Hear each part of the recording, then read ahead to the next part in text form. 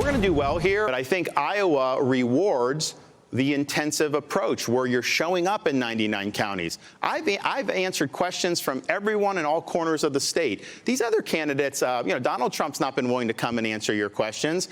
I don't think Nikki Haley's gotten a fraction of these counties. So I've been there. I've done it right. I think that Iowans appreciate that.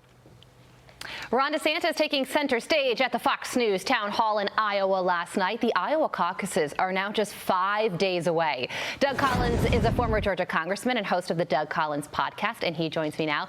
Doug, good morning to you. So you just heard Ron DeSantis there sounding pretty confident, but Fox News just released its latest round of power rankings and found that Nikki Haley is now in second place ahead of Ron DeSantis. So what do you think about that switch up, and what's going to happen in Iowa come Monday?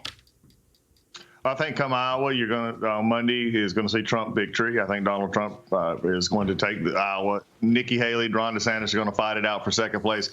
This has to be a fall that Ron DeSantis, who's I've known for a while, has got to take pretty hard, because this is a place he has spent millions upon millions of dollars in, been there, as he said, just a great deal of time, and yet is no better off than almost when he started the race almost a year ago. So I think this is what you're going to see. People, it's pretty baked in at this point.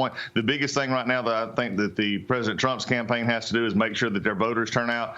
And again, it's amazing to me sometimes we're talking about second and third place candidates as if they're surging, and they're still 20 to 30 points behind the poll. Yeah. Monday night will show it, but we'll see. You are right. We are used to seeing those massive margins, 20, 30 points ahead for Donald Trump in some state and national polls. But then CNN just released a poll, Doug, out of New Hampshire, and it shows that Nikki Haley is only trailing Trump by 7 points. So what do you think about that and her path forward, as she may have some wind in her sails heading into her home state of South Carolina? A little bit, but also the same day that poll was released, there's also another poll released that showed her in double digits down. So as my consultants used to say, polls are a snapshot in time, and depending on who they're polling at that moment, it's an interesting place to see. Is she got some better numbers in New Hampshire? Yes. It'll be interesting to see when people go to a primary there how that actually turns out. The interesting thing is, though, turning into South Carolina, again, we're back to a primary state in which Donald Trump in her home state is leading by large double-digit numbers there.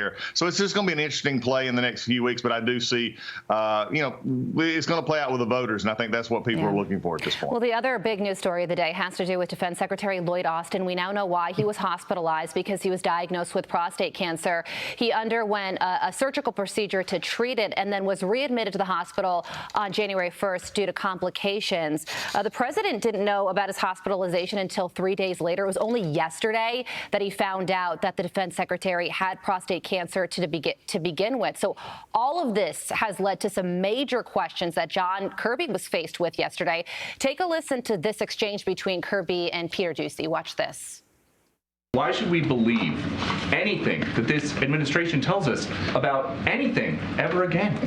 I think we all recognize, and I think the Pentagon has been very, very honest with themselves about the challenge to credibility by what has transpired here. But if the administration is going to go to such great lengths to keep secrets about the defense secretary's health, how can anybody be certain that the administration would not go to the same lengths to keep secret problems with President Biden's health in the future? If you could logically argue, and you can't, but if you could logically argue that He's 81 years old. Wait a second. Just give me a second here, bub. I'll get there. Doug, what do you think about all of this and growing questions about confidence, overall confidence in this administration? This is scary. Number one, look, for all of us, we'll pray that Secretary Austin gets better. I mean, that's first and foremost. But there was no reason to keep that. I mean, it's just something that should never happen. John Kirby, in his attitude there, was so cavalier about, oh, well, our credibility is taking a hit. No, your credibility is gone. I mean, at this point in time, and the Pentagon can think about what they did. But when you have a break in our defense system in which the president did not know that the Secretary of Defense was out of action. This National Security Advisor did not know that. And you had members even probably of his own deputy wasn't told to take over the duties until well within this problem. That's a problem that not only is concerning for me as a service member and others who have served, is also across the world. What if something had happened in that transition and nobody had known what to do? This is something that they can't just wash away. The credibility factor is gone. And I would hate to be John Kirby or anybody else standing at that podium trying to convince reporters that they're not hiding something. Yeah, especially because the Deputy Defense Secretary had to assume some of Austin's roles from vacation in Puerto Rico, and she didn't even know why. And then Mike Waltz posted a tweet saying any commanding officer in the military would be relieved for disappearing for a week, not delegating their deputy and breaking the chain of command. Right now, though, the president says he has confidence in Defense Secretary Lloyd Austin and would not accept a resignation, even if he handed one down. Doug, we have to leave it there. Thank you so much for joining us. I'm Steve Doocy. I'm Brian Kilmeade. And I'm Ainsley Earhart. And click here to subscribe to the Fox News YouTube page to catch our hottest interviews and most compelling analysis.